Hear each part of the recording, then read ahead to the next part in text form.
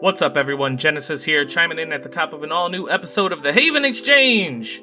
On this episode, we are going to talk about the state of gaming as we just seen the release of the Xbox Series X and PlayStation 5, and we go over what it means to the games you have purchased on previous generation hardware. How are those going to be upgraded? Can you play them? What's the cost? Are gamers entitled to free upgrades? And what we've discovered is it's a mess. We try our best to navigate a lot of the software that has these funky upgrade paths, and it's just crazy. About as crazy as having Sage on as a guest. Yes, we have a special guest this week. Sage joins us in the discussion to give us his thoughts on the entitlement of gamers and the upgrade process and everything in between. And you already know I edited out all of his bullshit and his shit talk that goes along with knowing Sage. So I hope you guys enjoyed the episode. Another thing I want to talk about is we have opened up our Patreon. If you would like to support the show, we have a lot of tiers you can choose from at just only $1. You can get access to voting on what topics we do next, patron-only posts, and then if you also want early access to the episodes, we have tiers to support that as well. Speaking of which, we want to give a shout out to our current patrons, Tashamonetsims and Nerdershewrote, for their amazing early support into the show. Support us on Patreon, patreon.com/Haven Exchange if you would like to show a little love. Enjoy the show!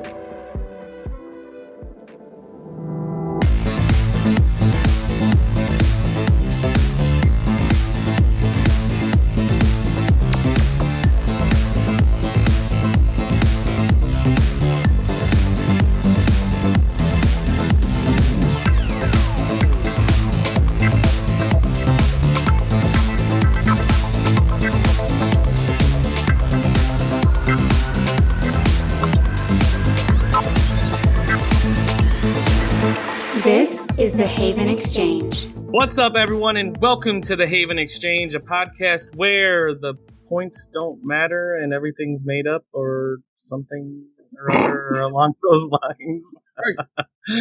I'm your host, Genesis, Twitch's 48th most entertaining streamer. You're just gonna have to take my word on that. I heard that, Sage. Sage! What? Do we have a Sage here? Welcome to the podcast. MC Clap Yo Hands himself. Sage, what's going on, buddy? Who are you? Who am I? Who are you? I'm the original 48. That's who I am. Oh, here we go. I knew that was going to come up. 48. Stop trying to steal people's numbers, you know? Just because it's your jersey number doesn't mean it can't also be mine. And everything. And one of my first email addresses. Come on, keep it going. It can be my stat too. Okay, we can share it. I don't share well. I know that. Yes, we got Sage here, one of the founding members of the Gamers Haven Network. Some of you may have come across him in your streams or hear him snoring on the voice channels late at night. It happened twice. I was it won't be the last. Mountain Dew.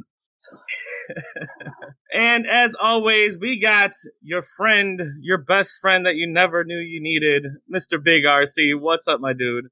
Yes. I'll shoot you in the chest. I'll wet ya. I like it. Yeah, the lyrics right there. Was that CZ4? I thought it was Busta or Missy Elliott. It was one of those two. Oh, y'all wrong. Like I said, I'm just gonna let y'all think about that for a second. But go ahead. I thought it was CZ4. That was coming straight out of Low Cash. Nah. Close, but nah, man. Kings of Comedy. Oh. Yeah. It definitely been a while. I know. We'll edit that. Well, yeah, I'm here. Join life. Hell yeah, that's what I like to hear. And then we also got Crickety Crankles himself, Rick. What's going on, buddy? What's going on, fellas? You threw me off there, man. I gotta do it. Right. What's going on, fellas? How y'all doing? How you feeling? How's Witcher baby doing? The GOAT, the greatest game of all time. Not up for debate, but it is going well. Are your fan fiction novels doing well on Amazon yet? Fan fiction novels. Oh, you mean my love letter to Hideo Kojima? Is that what you're? Or him too? Yeah, CD Projekt Red or Hideo, one of the two. Well, Hideo has not responded yet, so I'm gonna keep doing it though. I'm gonna keep writing those letters. He'll respond at some point. So we'll see. Witcher is the greatest game of all time. Even better than, let's say, Metal Gear. You can't make me answer that. I'm just repeating what you just said, sir. You said it's the greatest game of all time. No debate. Honestly, yes, it is. It is better than Metal Gear. I will go that far. Wow. Yeah, I'm gonna need that sound series. clip. Wow. I'll never hear that. I mean, Hideo Kojima, if you ever hear this, I'm sorry. You are the GOAT, but The Witcher 3 is a masterpiece. Like, you'll see in other episodes my love for Witcher 3, but yeah, we'll I don't want to spend another 30 minutes on it. So would you pay an extra $60, $70 for a next gen Witcher 3 edition? Absolutely. Or do you think you should get that for free? Well, they are doing it for free. You do get a free upgrade, but they are releasing a Game of the Year edition kind of package for next gen, and I like the case, so yes, I probably will. Okay. Well, speaking of which, little taste of what we're going to be talking about on this episode: the entitlement of free next gen upgrades, and sort of the controversy and confusion that is surrounding this whole ordeal as we get close to next-gen systems being released. In particular, if you've purchased a game on your current console, do you get that upgraded version for free on the next-gen, or is it right to have to purchase that again? So that's what we're going to be talking about. We're going to try to break that down, go over some of the confusion. I'm confused on this. I don't know about y'all. I still don't understand the full flow of this. And whether it's per system, I don't know. What do you guys think initially, just right off the bat, should you get the free upgrade? I want to know what the temperature is. I feel like if it's a new game that they're releasing now or in a couple weeks or whatever when the new systems drop, then yes, it should be free. Mm-hmm. But if it's an old game like The Witcher 3, something that they actually have to go back and do some work into. They mean they didn't build the game to be running on the next gen system, so they actually had to do some work. I don't see a problem paying a couple bucks. So you think not full price, but no, hell no. Like I'm thinking max, maybe 10 max. What do you think, McCarthy? Sorry, Sage, if you had something else you wanted to say. No, I was just saying if they try to charge me like $10.01, I ain't getting it. the 1 cent. 1 cent that's one step too far. Hey man, you gotta keep that energy, bro. I feel you. I feel you. McCarthy, what do you think? Man, it's hard for me to even ponder about this certain situation. It's like it's very weird. I don't mind upgrades, especially if it comes out around the same season as a new system. Anything older, I feel like you should leave alone. So you think just do away with it altogether? Well, no, I mean, just for games coming out during that season around the same time as the system, that's okay. But you know what? Then yeah, okay, because then it's like I'd rather have you focus all that energy on maybe making a new game or game just for that system. You know? I understand that, yeah. Yeah, because I feel like at that point, if you're trying to do like a smart delivery, I think they call it on the Microsoft Xbox side, then it's pretty much going to be a port. Well, maybe just with the 4K and 60 frames or 100 frames per second, all that type of stuff. From that point, it's just a port. It's like, then I feel like you spend all the energy working on the next gen games and not focusing on like stuff that's current right now. I feel like the next gen version of it would have been a lot better. Or probably would have more features in it. Well, I understand what you're saying, but you gotta understand there's games like, was it Assassin's Creed, I think Unity it was? Yes. That if you got the disc copy, the frame rate was actually unlocked on it. With the versus digital? Yeah, versus digital, they locked the frame rate. But if you had the disc version, if you had the disc version of it on OG, no, not even OG because it was on 360. On 360 Xbox, it was running at around 20 frames a second, whatever. But there's videos out there right now where they're running it on the Series X, and they're hitting the 60 frames a second, no problem, which is making the game play way smoother and fixing a lot of the problems that people complained about. So it's not really. I would have thought it would have been the other way around. But it's a port, but it's better than it was originally. You know. That is good and that is true. But for an old game like Unity, do you really want to go back and play that game?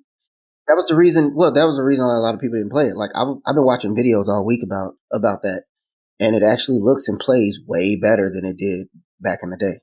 Okay. I think it's important. Do we need to also identify a difference between, say, backwards compatibility and upgrades? Like, is there a difference, and is that important in the conversation? I guess because I feel like we've all sort of grown accustomed to the next gen console supporting backwards compatibility of the previous gen's games, and this feels like this kind of falls in that line. Are we talking about true upgraded games in this discussion, and from say Xbox to Xbox Series X or PS4 to PS5? Are the games that they're talking about making players pay for, what is actually being upgraded? Or is it just the allowing of it to be played on that system in a backward compatibility fashion? That's what you're saying. So, like, are they upgrading it to like the 60 frames or 120 frames, or are they adding ray tracing and HDR and all that stuff? Right. It sounds to me, from what I've researched on it, is that they are sort of adding HDR capabilities and things to take advantage of the next gen system's power and capabilities. But is that the case for everything, though? Are the free ones not that, and they're just simply backwards compatible? Phantom, I feel like you have some information on this. Care to join? Yes. No, I was calling because I wanted everyone to kind of get their thoughts out. But I think Sage is he's the one that I probably agree with the most. Although I do understand what RC is coming from. And you kind of, I agree, you want them to work on the next thing. You're not necessarily suck it, Trebek. What? He said suck it, Trebek. Oh my goodness. Oh man, keep going.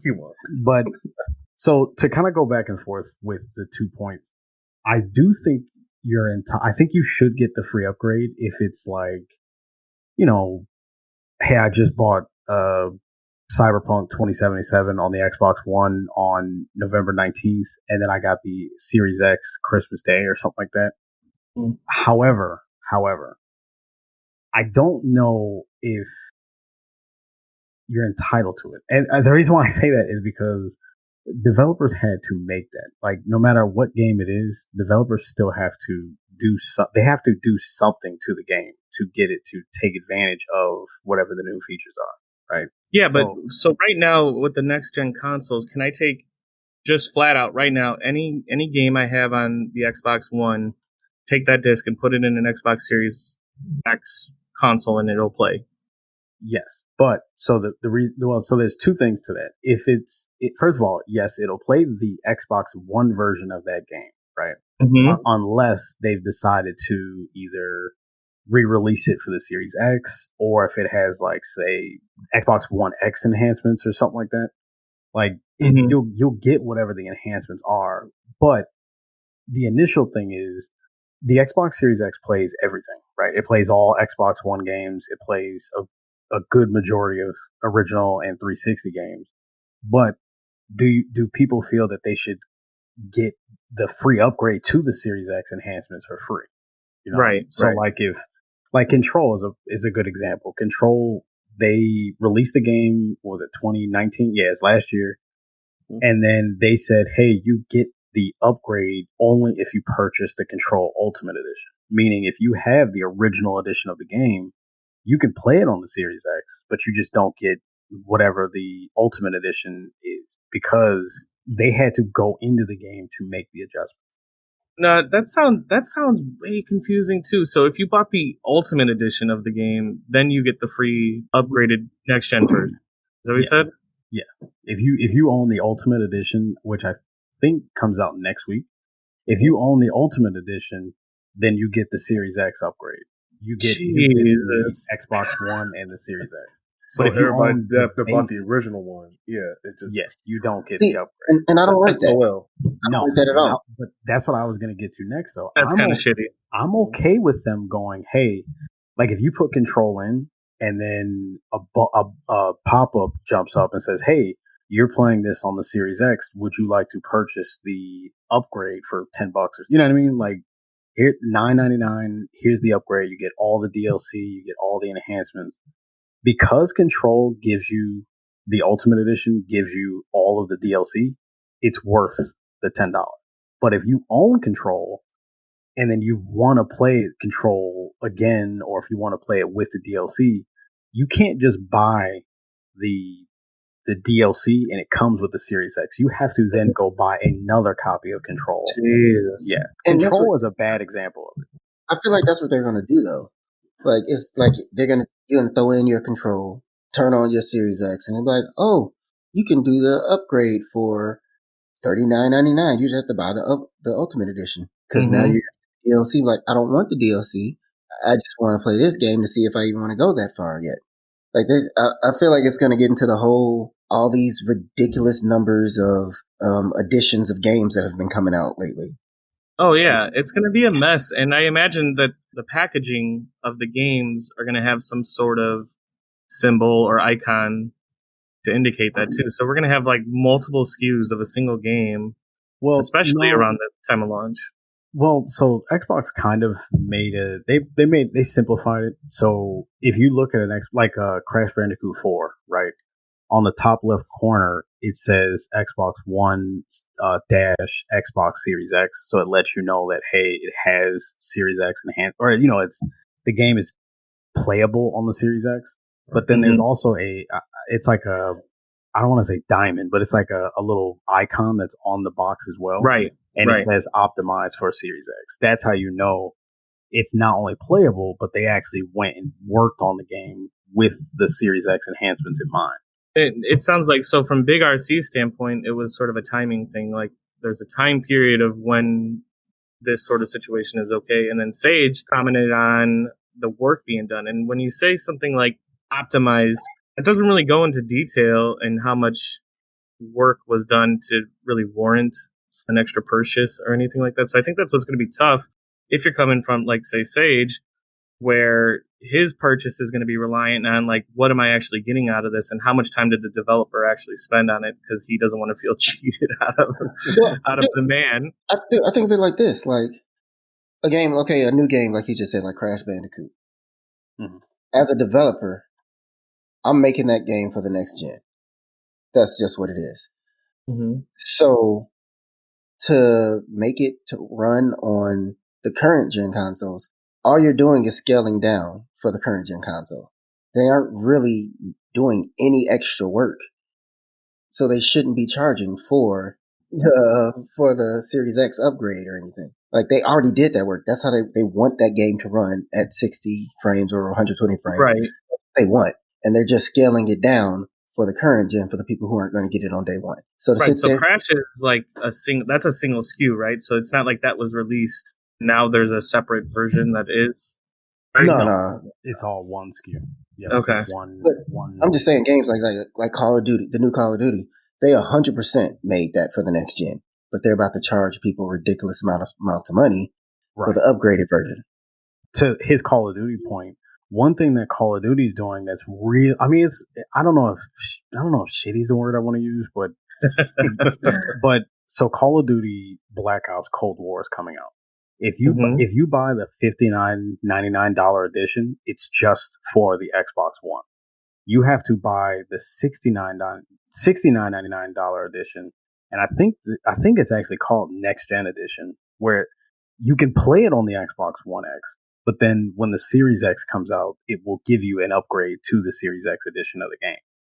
So now you can play the one version on the Series X through backwards compatibility, but no Series X enhancements. What that means, though, is if you let's say you buy the $59.99 edition, and then, again, you get lucky, you get a Series X on Christmas, you're not getting the Series X enhancements unless you either go buy the $69.99 edition, or you're just shit out of luck. You just got to either sell it to get the upgraded version, or cough up the extra money just to get the And how shitty would you feel? And this is why I think it should be free. But how shitty would you feel if you go and you paid a little $69.99 for the upgraded version? So you're playing it on your current gen. You get it on Christmas, like he said. And then you pop it in, you get the update, and the motherfucker looks almost identical to what you already been playing. Yeah. You know how mad I would be? No, man. Yeah, because if you've been playing like Borderlands 3, and then they're like, oh, hey, cool, pay $10 to get the enhancements, and then you're just like, all right, cool, I'll pay the $10, and then next thing you know, the game's identical. It was running at 60 frames before. It was running at 4K before. Like, what's the difference? I don't see what I paid $10 for. See, and that right there is us just taking the game industry at their word, because we don't have the technology at our fingertips to really test if the game is running at 60 frames or if it's running at 120 frames. We just take them at what they say. Right. Mm-hmm. I feel like in some circumstances you can tell the difference between 30 and 60 FPS, but if you've been playing, I'm gonna throw the PC out there. If you're playing like 60 frames to 120 to 144 frames are nearly identical. Like you can't tell the difference really that much between 60 and 144. So, like he said, you just kind of have to take their word for it. You don't really know. And you don't. And I think the other important aspect of Black Ops Cold War is PlayStation is given that upgraded version for free. What? So Sony, yes, Activision will let you upgrade on the PlayStation 5. You get the upgraded version for free. Xbox, you have to pay the separate version. Pay for the separate version. So they're leveraging their sort of because Sony always gets the Call of Duty exclusives, right? Oh, I wonder if that's they get it like a year exclusivity and stuff like that. Yeah, but now they're bringing money into it. That's just seems wrong. I think they're doing that because we ain't got to talk about rumors and stuff in this one, but there is one going around that if they announce in the next week or 2 weeks, it's Sony's going to double down on Call of Duty. If this rumor comes to fruition. What do you mean double down? What's the rumor? Like they're going to try to, I think Sony's going to try to buy Activision so they can lock up Call of Duty, because the rumor is, and before the Series X comes out, Microsoft's supposed to be announcing 2 more studio buys. The rumor is Sega, and the one that really gets me is Bungie. Ooh. They reacquire Bungie, then Destiny 2, which is a huge cash grab for both systems, is going to be now an Xbox exclusive. Yeah. And it would to me, the rumors make sense because it would explain why they pushed back Halo Infinite so far, because they had already brought on one of the original developers to come in after their E3 release. They had brought in one of the original developers from the original Halo to come and try to fix things, and he's fixing things, but now they pushed it back, and I'm like, and now you're seeing more Destiny stuff in the Game Pass. Mm-hmm. So I'm like, okay, so maybe there's something to these rumors. They're about to reacquire Bungie and then get the OG Bungie back together to make Halo Infinite what it really should be. So I everything that he said, I've heard those same rumors too, where Microsoft. Now I didn't actually. Let me rephrase that. I've heard most of those. I haven't heard the Sony Activision thing. Only because that wasn't a rumor that I heard. I just think that if the rumor about Bungie, that's your rumor. No, I think that if the rumor about Bungie is true, then Sony's going to double down because they're losing too much stuff after Bethesda. If they take Bungie, then Sony's going to have to do something. They have to make a move, and the smartest move would be to get Activision so they could try to lock up Call of Duty. Offering the upgraded next-gen version of Call of Duty for Sony exclusively at forever, that could support that theory, because it just seems really grimy.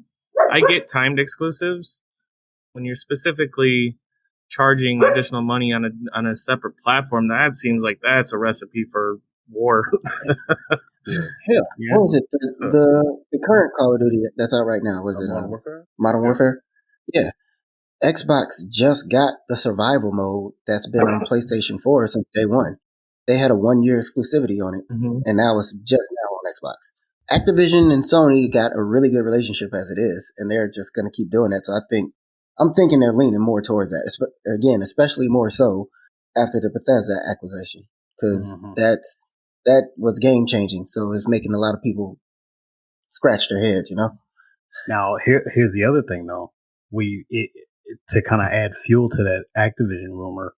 Remember what Activision also owns is Blizzard. So you're talking Sony could very well say, hey, okay, well, you've got World of Warcraft, never been on a console. Let us take a team, try to see if we can make that happen. You know, I don't think it'll light the world on fire, but I think it'll be enough to get some people hyped. Step in the right direction. Yeah, you got World of Warfare. You got World of Warfare. You got Overwatch 2 that's supposed to be coming out. Yeah. And then Sekiro. Sekiro is Activision. Yeah, and that would also be Diablo.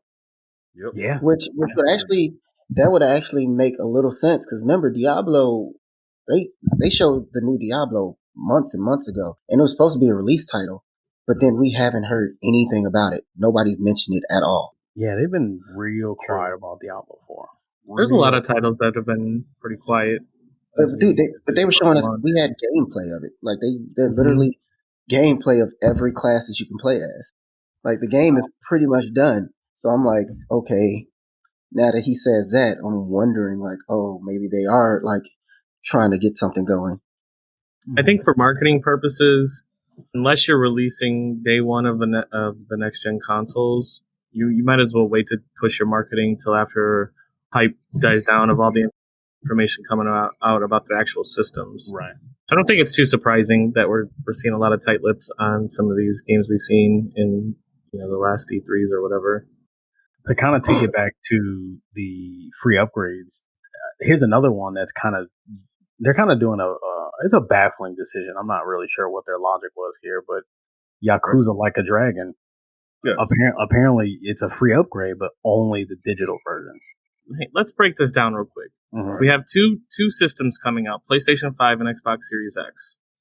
There are games being released for the current models of those PS4 and Xbox One. And then there is plans for some of those to have next-gen versions that can be available for purchase. There's also versions where the Collector's Edition or Ultimate Edition will get you that for free. And then now you're saying that there's also a variable in this whole scenario where the digital-only versions will get these upgrades for free. So that is the case, but only for Yakuza. Like it's so far. I'm sorry. Let me take that back. Yakuza and Hitman 3 are the only two games that currently you get the free upgrade, but it's only the digital version. And that makes absolutely no sense, considering you have to install the disc version anyway. The reason why it makes no sense. I agree with you there, but it's also not unprecedented. It's specifically with Sega and Yakuza, because for some weird reason, Yakuza 4 on the PS3, if you buy the physical edition of the game and the digital edition of the game are different. They're like different codes or something like that, where the saved file does not work on both. I own the physical edition of Yakuza 4, and then it was free on PlayStation Plus at one point. So then I got rid of the disc edition. I got rid of the CD version and was like, okay, cool. I got it for free. I don't need the CD. Went to play it, and it was like new game. And then after diving into it a little bit more, the actual name of the physical Yakuza is Yakuza 4, but the name of the digital edition is called Yakuza 4 Digital Edition. Oh my god! So I don't know why I don't know why Sega did that. But that's something. Yeah. So this does not surprise me with Like a Dragon at all. So your save file didn't work? No, I had to start completely over. It straight up hit him with the new game. Who dis? My brain hurt. So okay, are any of you guys getting PlayStation 5 and Xbox Series X same day, like launch days? Yeah, you already know.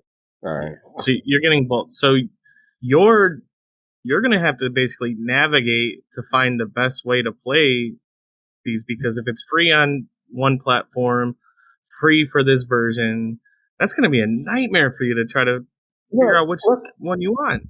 Hopefully for us, the last couple months, it hasn't really been anything coming out that anybody really must have game. Sure.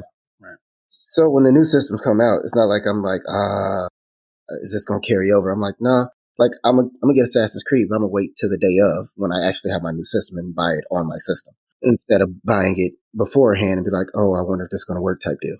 I think we're going to be about 2 years of life in the next-gen consoles of dealing with this sort of mess before active development even stops on the current-gen systems. I think it's going to be, maybe 2 years for the PS5. I think it'll be a little bit quicker for the Xbox because of the fact that they're trying to encompass everything and making it so fluid with the backwards compatibility. That's a good point. There's really no reason why they have to keep making games. Like, oh, you get the new system, you can still play all those games on that system. There's no point. Well, now, here's another interesting thing to know too, that we haven't really talked about. This might be a little too much for you, Genesis, but I'll try to keep it as slow as possible. No offense. Okay, thank you. Small words. Yeah. So there's the you lost me. So you got the Xbox One X, right? And then there are games that had Xbox One X enhancements, right? Uh-huh. So the Series X is essentially going to play games that had One X enhancement. What I mean by that is, if you get a new game, right, and obviously it's working through backwards compatibility, but because you can install games on the internal SSD, you're already going to see an improvement on every game you play. Specifically with the Series X, we don't know about PS5 yet. Well, there's it'll more than likely be the same thing, but we just don't know yet. Oh, not to cut you off, but to just add on to what you just said, Microsoft actually announced that a majority, if not all, of the backwards pack games that when you play on the Series X, they're adding HDR. Yes, thank you. It's called Auto HDR, where the Series X automatically applies HDR to essentially virtually all the games on the Series X, or games that are through backwards compatibility. So only the Xbox One X titles, though, the enhanced ones, or everything? No, everything. All. Yes. Okay. So so what I'm saying with that is, like with Control, right? How you only get the Series X enhancements if you buy the Ultimate Edition. Mm-hmm. You're going to see an improvement on Control with or without the Ultimate Edition. The game's going to run better. It's going to look slightly better because of the Auto HDR. Mm-hmm. So I don't think it's that big of a deal. Like, you're going to see, like, a game as old as Final Fantasy 15. That game, what was it? Was that 2015? 2016? Yeah. That game has an improved frame rate by itself. Or Assassin's Creed Unity. Like, I would take it back even further, bro. Like, I'm curious to see what, like, Hunter the Reckoning looks like playing on the Series X. Like a actual OG Xbox game from 10 years ago. He took it back, man. Damn. We were just talking about that game too. I forget what we were talking about, but that game came up in conversation recently. I know that they enhanced it because I was watching one of the Microsoft commercials and they were talking about backwards compat games. As they scrolled through the games, that was one of the prominent games that they had up there. So I'm like, okay, I'm curious to see what this looks like now playing on the Series X. Yeah, they're absolutely going to. You're going to see an improvement on everything you play. So I think people need to kind of calm down with the firing squad, I guess you want to call it, for game studios, because you're going to see an improvement just off the base of the system alone. You don't need to rush out and get a Series X edition thinking that you're going to get this, this high profile next edition of the game. If they're charging for a version of that game that's already going to look better, let's say it's $10 more in any one of those examples, how much more improvement are you going to see then? I would think 4K resolution, higher frame rates. The HDR, that's auto, right? Mm-hmm. Yeah, I would think if anything, all the enhanced edition is going to do is give it a lot at either 60 or 120 and really add the ray tracing. Because if you look at the current gen, the Pro and the One, they already do 4K. Well, the Pro does dynamic 4K, whereas the One does the native 4K. But they both do 4K already, and 4K 30-ish. Some games try to push out 60, but 4K 30-ish. So I think the upgraded edition is only going to guarantee, like I said, either the 60 or the 120 and ray tracing. Everything else is going to be about the same. And then it's just going to boil down to, processing speed with the CPUs and the SSDs. And if it is sort of the ray tracing and the graphics improvements, and that comes from the game development side, that is time and effort put into it. It was in there from the beginning. That's the thing that I'm saying. It was that they built the game with that in mind. So all they really did was write a code that turns that off if the game sees it's not running on a Series X. Mm-hmm. But now you charge me $10 more for my game for my system to be like, oh, ignore that code. Or just to flip the switch, basically. Ignore it. But you said earlier that you would pay $10. Yeah, what would you? You just think it's shitty. No. I would pay $10 for. I pay $10 for an old game. That's what I said. I wouldn't pay $10 for a new game that's coming out now, or a game that's purposely being released on the Series X. So something like Unity, if they actually put some work into it, I would pay $10 for an upgraded version of that. But as like the Call of Duty, not a chance in hell, because they built that game with 60 FPS and 120 FPS in mind with the ray tracing and everything. But they're charging you for something they already did the work. They're not doing anything extra. And that's the standard now going forward with all the next gen systems. So I don't see why I'm about to have to buy this game, pay $69.99 versus $59.99 when it's something that you already did. You're making me pay $10 less for something that you already did. It doesn't make sense. Yeah. Right. And that's exactly what I was about to say next was, at least if a game is coming out on consoles and it's also on PC, the game has already been developed with 4K and up to 144 frames. It's already been developed with that in mind. So Destiny 2, I could play 4K 144 frames right now on my PC. So for something like Destiny 2 to come out on the Series X, it quite literally is just, or not quite literally, but it's more than likely just a flip of the switch. Something as simple as, hey, make this enable these settings for this console now. And that's exactly what happened with PS4 Pro and then the Xbox One. That's what they did. Right. Yeah. Now, but on the flip side, a game like Spider-Man, where the game was developed and only developed for PS4, that game, they have to actually go in and add the ray tracing. They have to add the actual 4K. They have to add the 60 frames per second, because the PS4 Pro didn't do any of that. I think the PS4 Pro did. Yeah, it did checkerboard 4K and HDR. So they have to actually put in work. So a game like Spider-Man, I get them not giving you a free upgrade, and I get them being like, no, sorry. If you're going to get Miles Morales, then you're just going to have to pay an extra $20 to get the Spider-Man PS5 version. That being said, if they drop a PS5 version of Ghost of Tsushima, I'll pay $40 for it. I'll drop the $40. What do you complain? But are they putting this information on sort of the packaging? Here is what we did to this game. Is that information there, or are they just saying? No, you just get the broad statement PS5 enhanced or Xbox. Right. Sometimes they say stuff with improved ray tracing, or something they'll kind of mention, it's got ray tracing, it's got but for the most part, it's just a generic little message that says, hey, PS5 enhancements, and that's it. That seems like a failure. This probably wouldn't even be an issue if they marketed it and detailed what the improvements actually are, because we're still just speculating on what this is. Is it ray tracing? Is it higher frame rates? Is it locking this? Disc versions have unlocked, and then digital versions have locked frame rate. It's so confusing. Well, they can and can't say that. They probably aren't saying it because they don't want to put themselves into a corner. Because they don't want to say, "Oh, we're going to lock this at 60 or 120 or whatever," and then somebody like I don't know, like Digital Foundry or whatever, finds out that the game is really only running at like 40. Right. Then they got to try to justify that to people.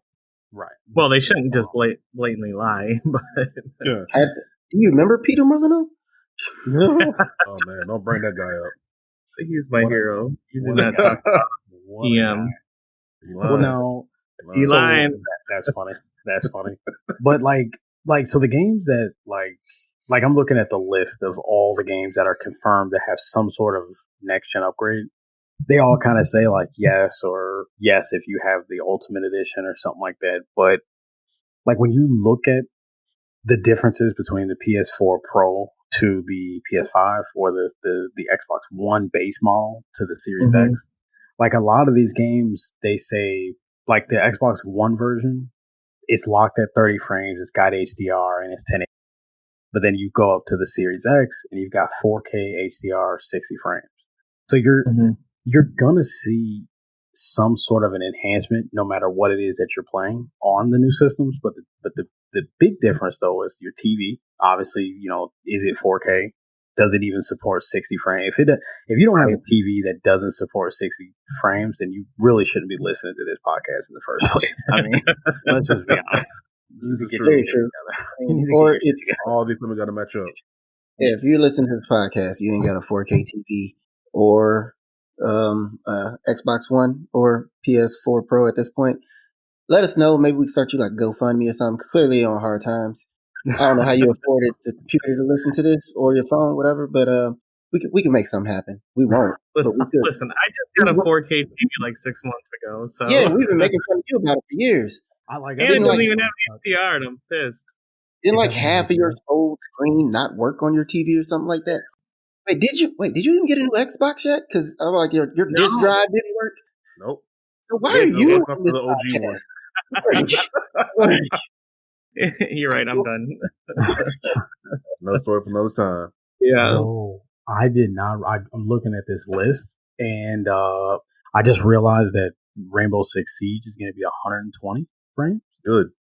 Yeah, I remember they said that. Yeah. So we're getting back on Siege, right? Like we're gonna. I ain't got a 120 frame TV yet, so yes. I don't. Knowing Sage, he will grab one very soon. My monitor is 144, but it's not. My monitor is not 4K though. So, but 1080p 120 is still for that kind of game. I mean, 120 is kind of a game changer. Okay, this is not really about the game. This is the bullshit I have to deal with. So the new TV I bought, it does like it does 60 frames, no problem. I bought the 4 series. The 4 series 65 inch. The same 4 series, apparently there's different models inside the 4 series that they don't tell you about. Like some sort of submodel? Yeah, because I'm 625. Had I got the 635 4 series, I would have been able to do 120. And how much additional cost on it? No, it's the same price. You just don't know until you get it. It's just a luck of the draw kind of thing. What? Yeah, it's like yeah, dude, I've seen that before. Where what is it? The Sony TVs do something. Not Sony TVs. What's the other? Samsung. Hisense has something similar where they have some of their TVs have HDMI 2.1, but it's just kind of like a luck of the draw kind of thing. Like you don't know you just what return it and just try your luck. Maybe.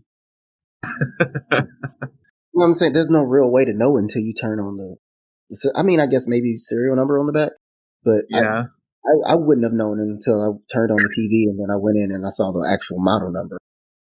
Because I kept saying, "Oh yeah, I got this TV. I was like, "My TV don't do that. My TV don't do that. What the hell?" I'd be pissed. What you mean that I got unlucky and got the J model instead of the H model? You piece of shit. Pretty much.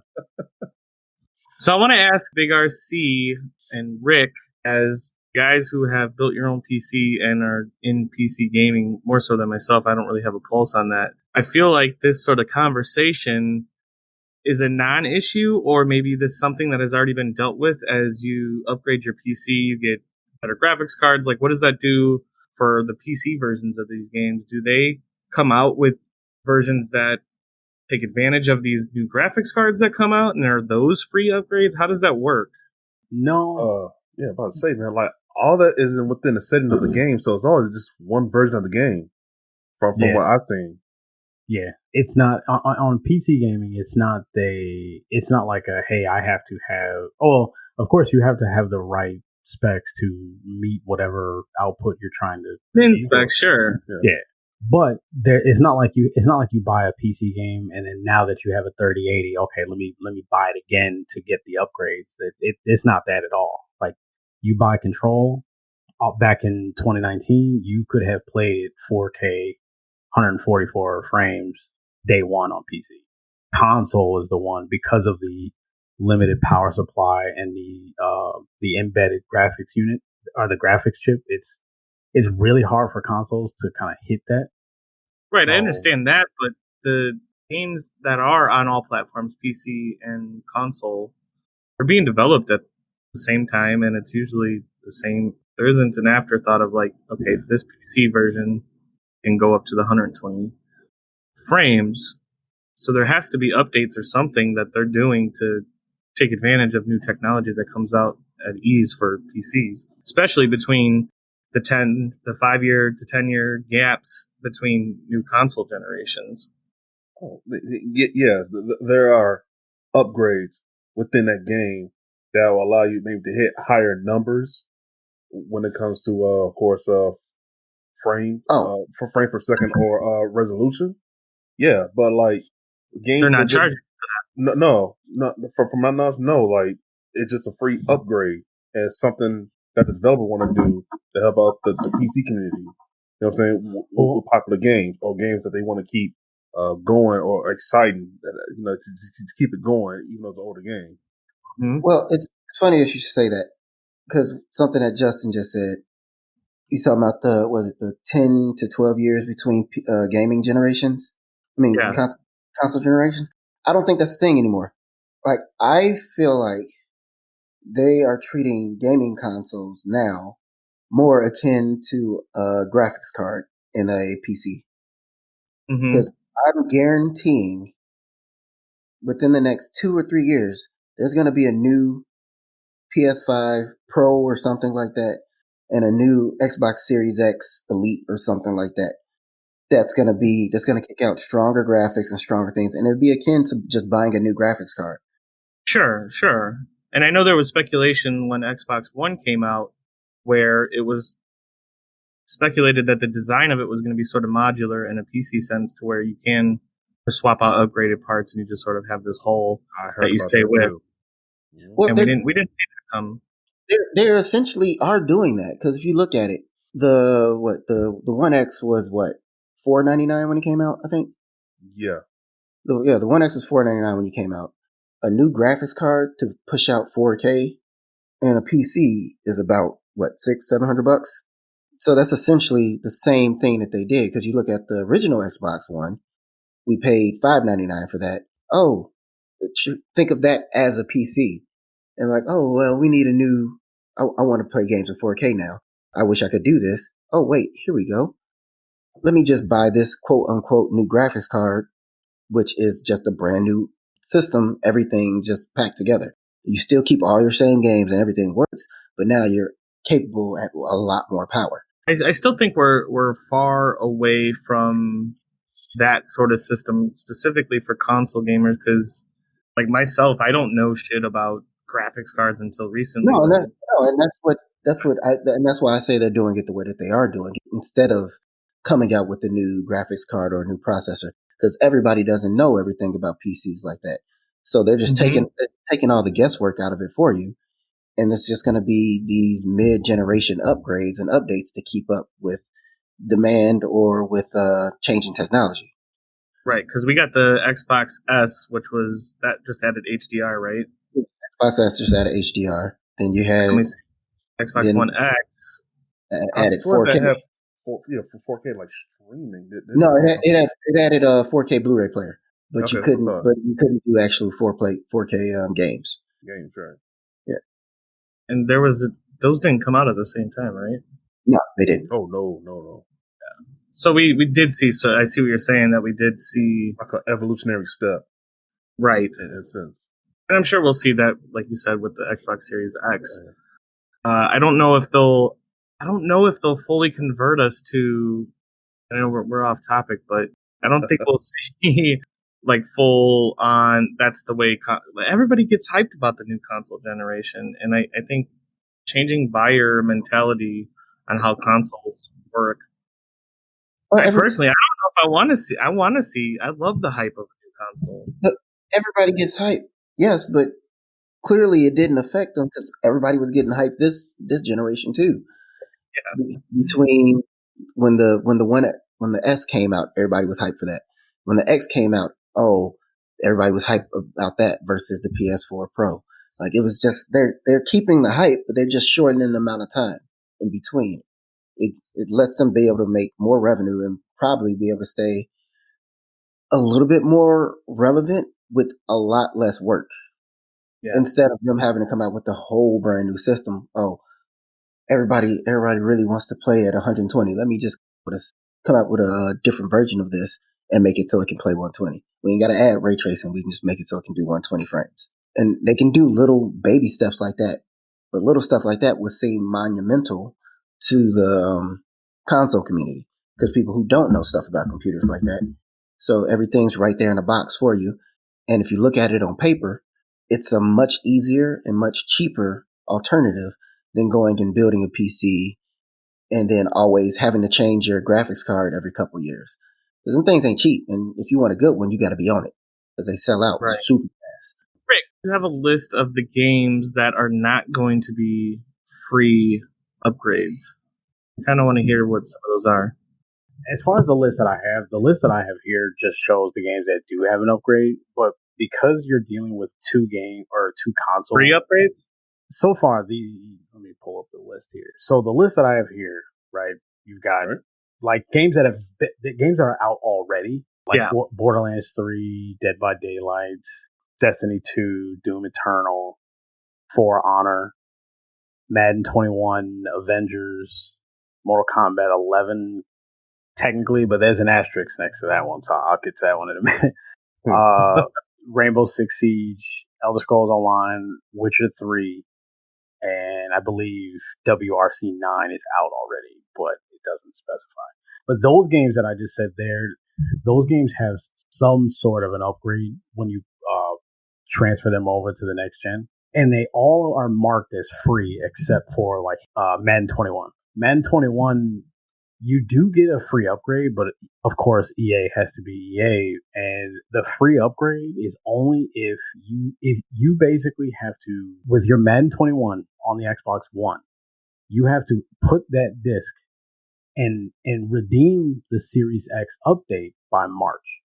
Oh my God, it gets worse. But again, it's just EA, and it's EA being EA.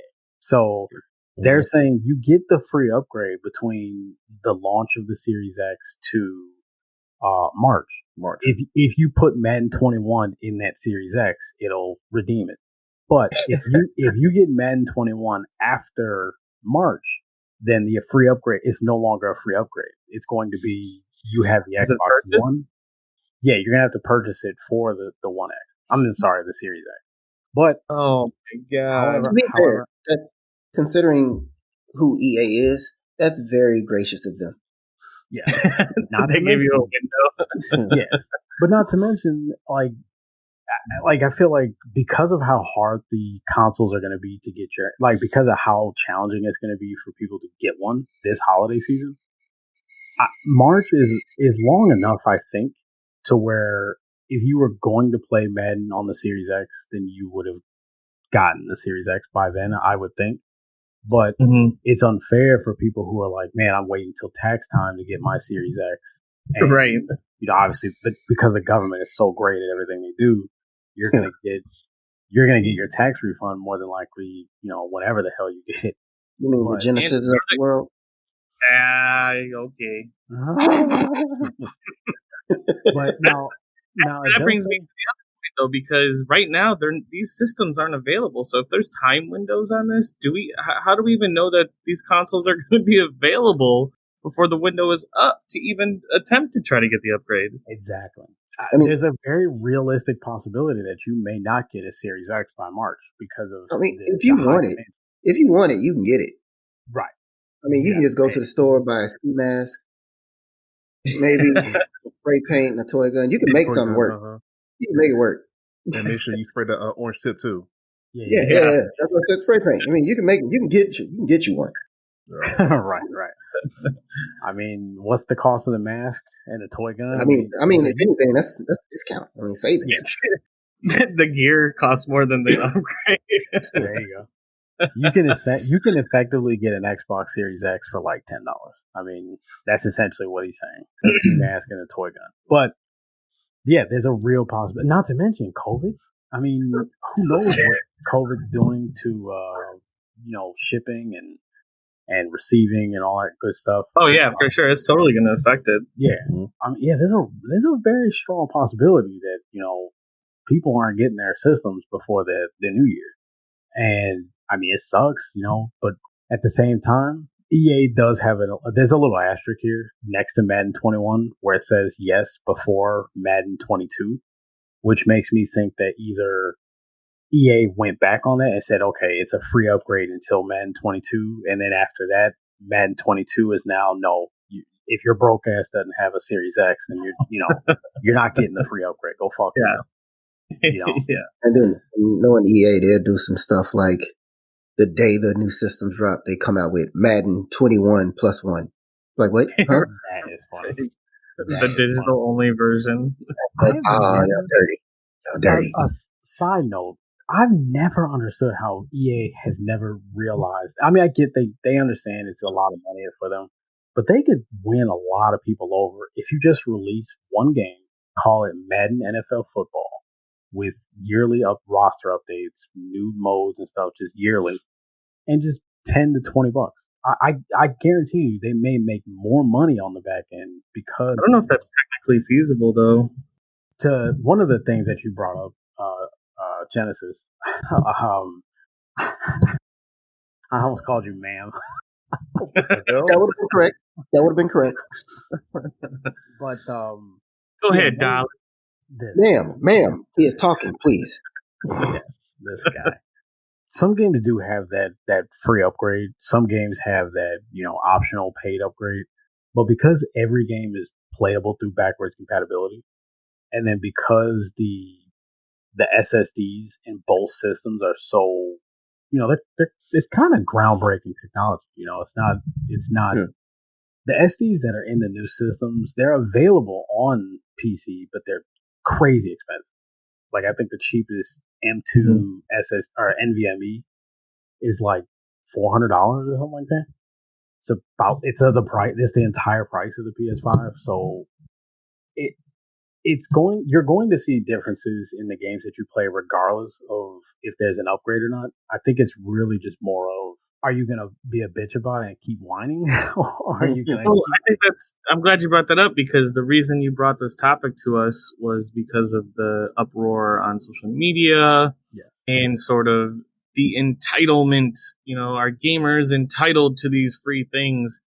And the more we've been discussing it, it's too confusing, and everything, in my opinion, needs to be addressed on a case-by-case basis. This isn't something that I can't personally easily say, yes, we are entitled, or no, we are not entitled. There's too many variables to this. Yes, perfect world, it would be amazing that everything is just free. But when we're seeing certain games where now it's 120 frames, or now it's 60 frames in 4K and HDR, and then there's this and that. Like, I don't see how we could say, yes, you are entitled to that, or no, you are not entitled to that. I understand the uproar now. I'm with them.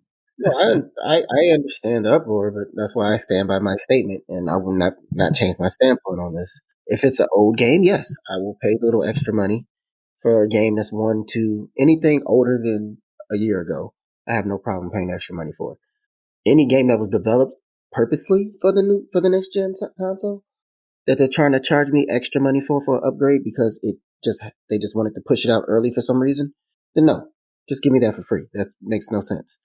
Like now, is there a window where there's games that you know are coming out with this next gen upgrade and are about to be or have been released in the past couple of weeks when this was all announced?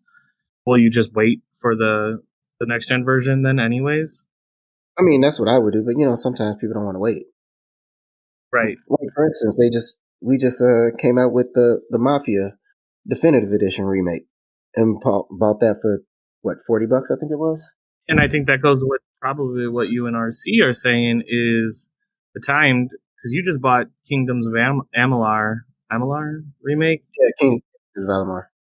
For games that are specifically titled as remastered, remade, things like that. I mean, that's essentially what we're talking about with these next gen versions. I think the labeling is just what's throwing a lot of people off. Yeah, those are completely redone games. It's not just a port, so that's fine. I have no problem paying the money for that. But if it's just granted, if you take away any additional content that may come in some of these remasters, if you're just solely looking at graphical upgrades, then if you're okay with purchasing that, then we have to say we're okay with purchasing a next gen version. I'm okay with purchasing. Yeah, but it has to be of an old game. It can't be of a game that was developed for the next gen. If that makes sense, if you get what I'm saying. It does, but that seems like that's more like a personal like. No, I just feel like they're just trying to get double the money for not doing double the work at that point. You're feeling like you've been shook down. Like it was the same reason, I guess, almost the same way. Like I didn't like the reason I got rid of the first Destiny. Like when I was a huge Destiny 1 fan until that first DLC got leaked that it was already on the disc, but they were charging you $15 to unlock it on the disc. Take a listen to our microtransaction episode. If you haven't heard it already, where we go deep dive into microtransactions and if they're evil for the game industry. As a quick shout out. Yeah.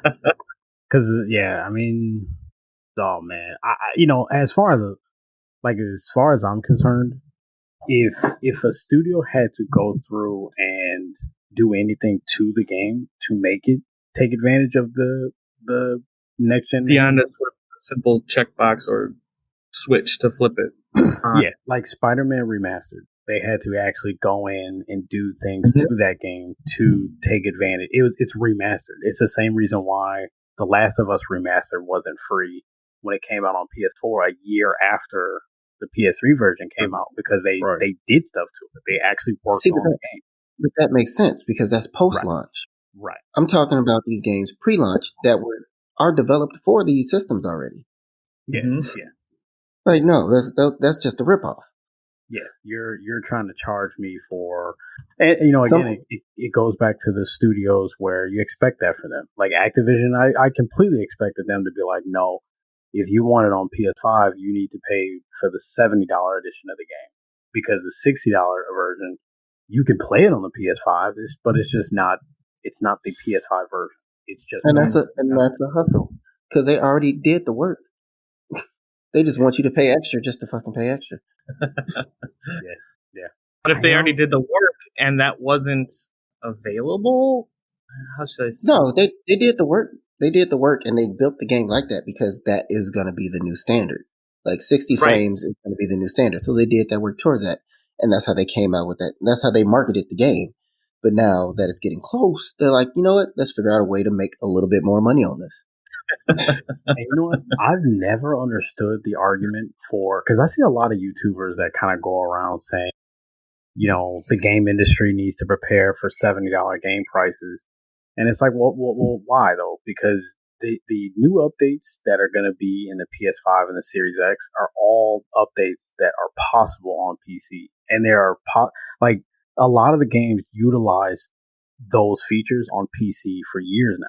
So they weren't $70 then. Why are they $70 now? I got two caveats. What are caveats for two things to say about that? One, I completely agree. That's why I'm not getting the Demon Souls remaster, because I'm not paying $70 for a game that I can go buy for like $10 right now. And two, I saw an old Toys R Us article, like sales ad from when like the early 90s. Apparently games when we were kids, before we, really had full, no, not $100, but before we had concepts of cash, really, they were $70 a game.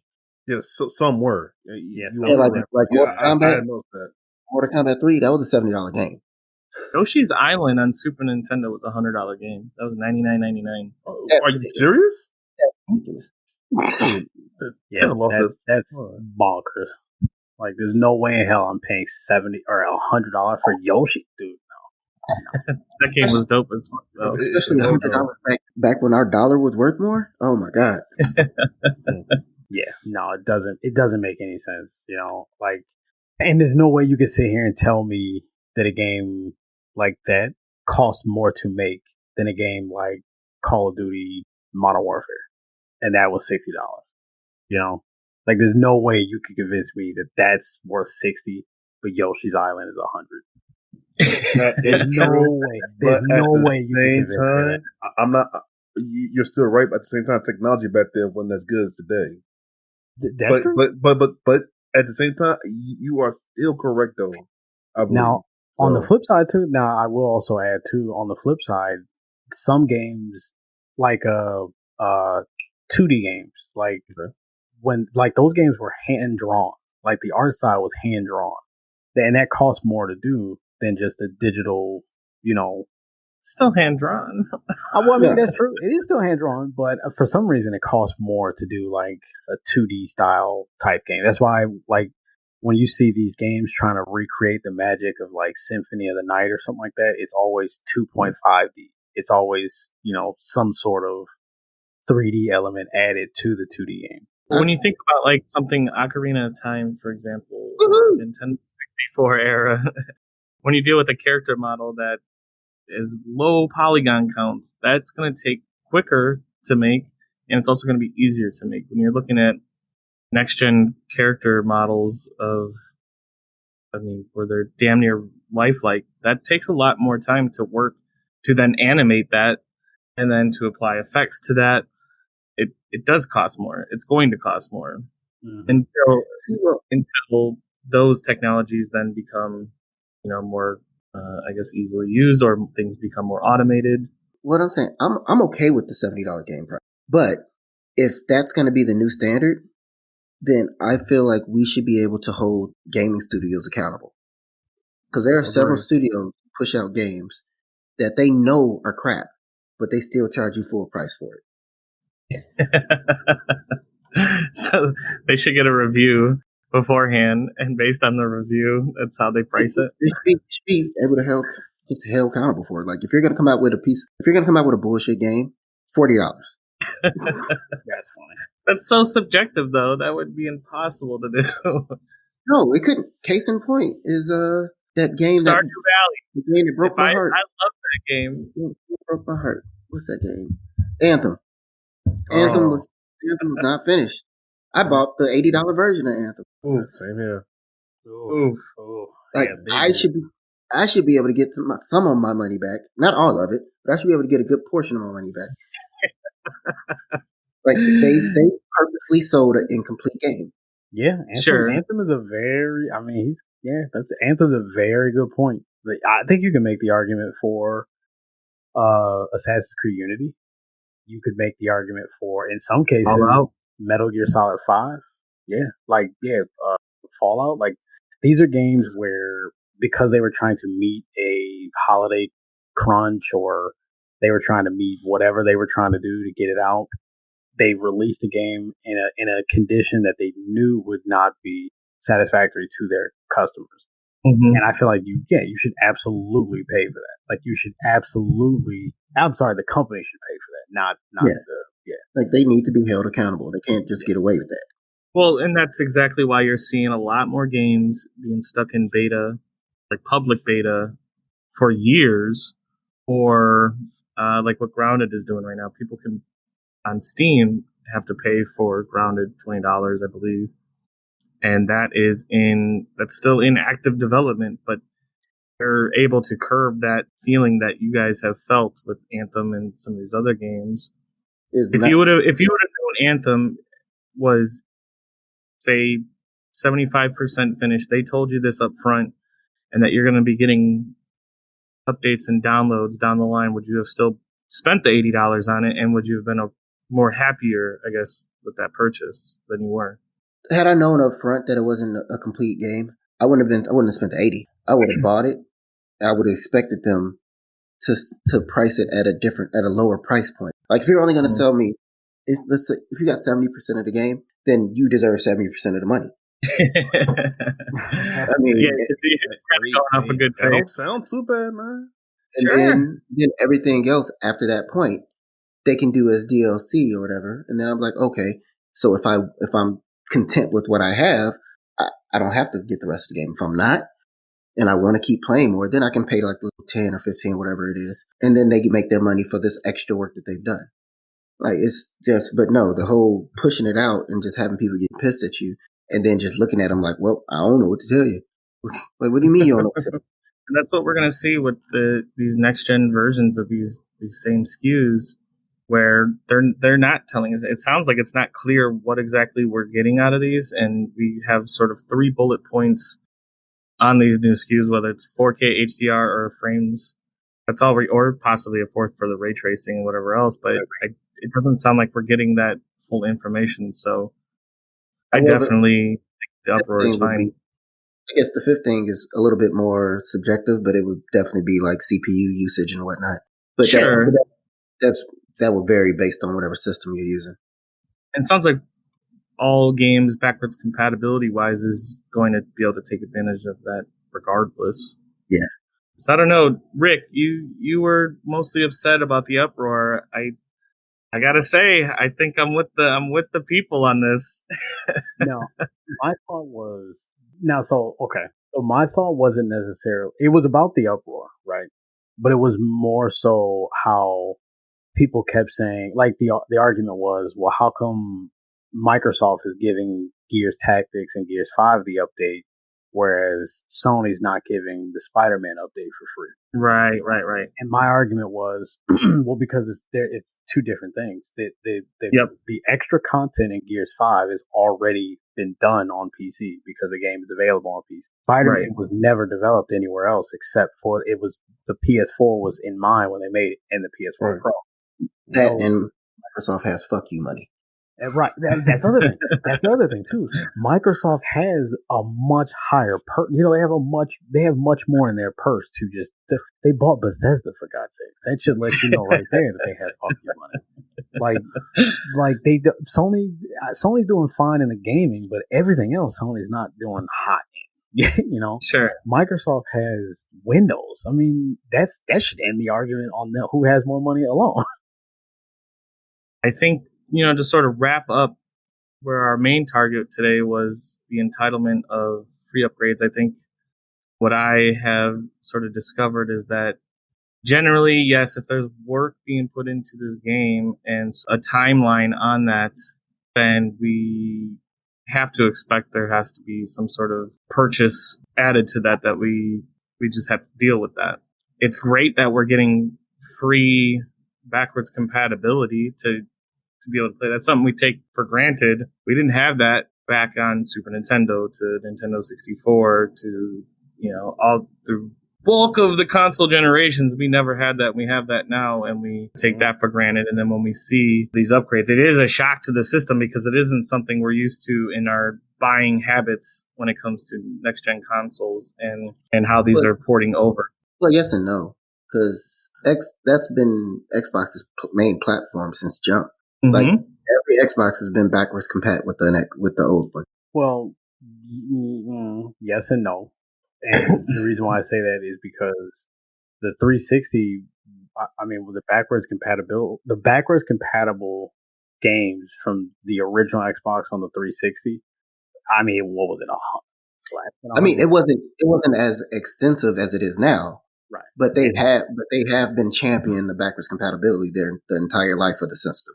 That's true. And then I think the technology shifted from the onus being on the developer to the platform itself having the tools to ease the port. Yeah, they have a whole backwards compatibility department now, and that's all they. Right. All right. Any final words you guys want to get out? Like, do you feel? How long do you think we're going to have to deal with this, or with this upcoming generation? Do you think this is something that is just sort of temporary as we launch the next gen consoles, or are we going to see this discussion probably for a while? What do you think? At least until December 32nd. Oh, okay. No, damn it. 2020 is going to end. It has to. Please let it end. Right. Please. Christ's sake. That's funny. Nah, man, I think it's going to go on for a while. Like, I don't think it's going to, I would give it at least another year, because Horizon Forbidden West, they've already confirmed it's coming out for PS4 and PS5. And I'm curious to see when the game comes out, and then when people get it for the PS4 and then next Christmas decide to get a PS5, are they going to get the free upgrade then too? Yeah. And especially if we're seeing timed windows, we're seeing digital versus physical. I think we're going to see a lot more sort of weird situations where these upgrades happen. Realistically, I think it's going to go until both systems announce their next step up in this line of the next console. Yeah. Because they're only going to be making games for the Series X and maybe in like the Series X Elite or some shit like that. Yeah. Yeah. When they make that full jump and they go, hey, here's God of War Ragnarok, God of War 2, and it's only on the PS5, that's when, now that's supposedly next year, but I wouldn't hold my breath. It's going to get announced for October or something, and then it's going to get delayed to March of 2020. Yeah. Yeah, I would bet money on that. But because that's just the way Sony does it. They delay everything. There's a reason why they earn the nickname Delay Station, But I think it's going to be at least a year. RC? No comment. I don't. I think it's still going to keep going on, man. I think we're probably going to see something like this happen for I will say another 2 generations. The man said no comment and then proceeded. Somebody it seemed like you wanted an answer, so here I gave you one. All right. I didn't say anything about no comment. Your silence said enough. He felt the daggers coming from your eyes. Yes. I didn't say anything though. No, like I said, your silence said enough. All right. You didn't have to say shit. Well, as we wrap up this episode, I feel like I'm more confused about the situation than when we started. So hopefully you were able to follow along, and we'll see what sort of decisions we have to make when it comes time to start buying these games, buying the next gen consoles itself, and figuring out the path to the best experience for the games that we're wanting to play. Luckily, I don't play Madden, so I can cross a lot of these off of my list of things that I have to worry about. That's great to know. Sage, I want to shoot over to you real quick as your first time being on the show. What did you think? I hope we can get you on more often and more frequently as we have a lot more discussion topics to go over, especially ones that are not gaming. I'm curious to see how your brain works on a lot of those things. Nah, fuck this. I hate y'all. I ain't never coming back. Set them up for that one. Nah, yeah, I mean, I got a lot more free time, as y'all know. And I'm not super angry or trying to think of ways to murder my boss. So, yeah, I should be around.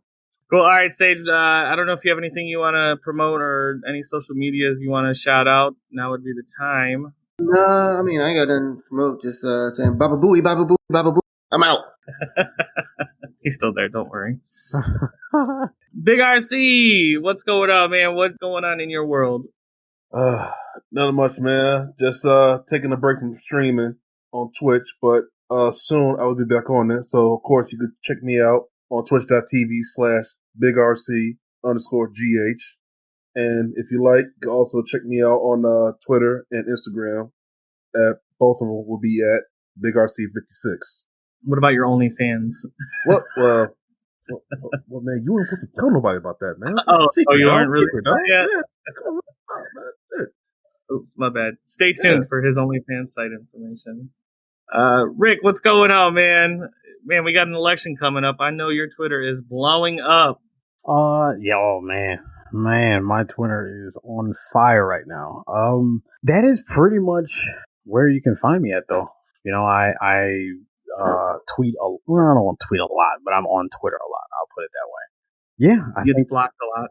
Yeah, I guess I got blocked earlier because I said something about Joe Biden that they didn't like. So they didn't like that at all. But I digress. You can definitely follow me on Twitter at Phantom_GHN. Oh man, that's pretty much it. What's the N for? Gamers Haven Network. Okay. I see what you did there. Yeah, I see what you did there. No. The Gamers Haven Network. No fancy stuff. This isn't a visual medium. Keep that in mind. That's funny. Oh man. Oh man. All right. I am Genesis, Twitch's 48th most entertaining streamer. You can catch me on Twitch, Genesis_GH. You can catch me on the weekends, partying it up, hanging out with the community. Yes. Sounds like I was about to say you can fight me. You can fight me on there too. A lot of people try to in the chat, but we get them banned. Sage. I'm unbannable. at least in your chat. Other chats, I get kicked out very fast. Call him the Band-Aid. Oh my goodness. Okay, so everybody. You can catch me on Instagram and Twitter at Genesis_GHN as well. The N is for network. Gamers Haven Network.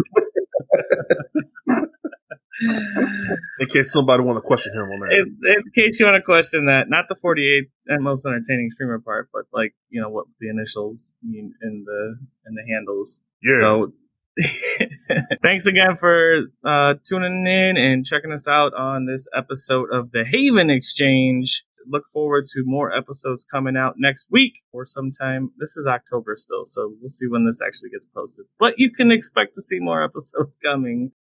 Thank you guys. We'll talk to you later. Peace. Peace out, Tommy. I have no words. This is the Haven Exchange.